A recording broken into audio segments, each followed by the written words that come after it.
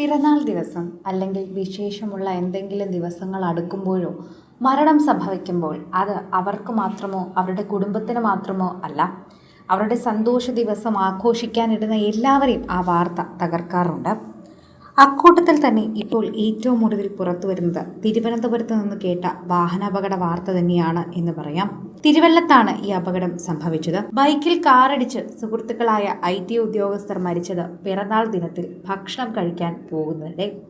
എറണാകുളം വാഴപ്പള്ളി മുളവൂർ നിരപ്പ് വലിയ വീട്ടുപറമ്പിൽ നവീൻ സെബി, സുഹൃത്ത് തൊടുപുഴ മുട്ടം മ്രാല അരികുപുറത്ത് വീട്ടിൽ ഉമ്മൻ വർഗീസിന്റെ മകൾ മൃദുല ആൻ ഉമ്മൻ എന്നിവരാണ് മരിച്ചത്. രണ്ടുപേർക്കും 25 വയസ്സായിരുന്നു. നവീനിന്റെ പിറന്നാളായിരുന്നു വ്യാഴാഴ്ച 9-ാം തീയതി.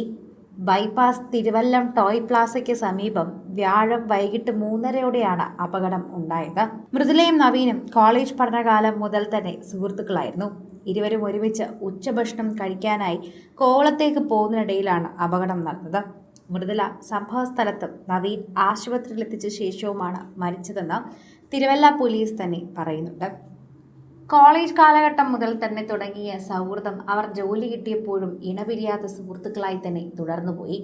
അത് അവരുടെ വീട്ടുകാർക്കും നന്നായി അറിയുന്ന ഒരു കാര്യം തന്നെയായിരുന്നു. അതുകൊണ്ട് തന്നെ ഇവർക്ക് അടുത്ത സുഹൃത്തുക്കൾ ഒരുപാട് പേരുണ്ടായിരുന്നു. അവരെല്ലാവരും തന്നെ തകർന്നിരിക്കുകയാണ് ഈ വാർത്ത കേട്ട്.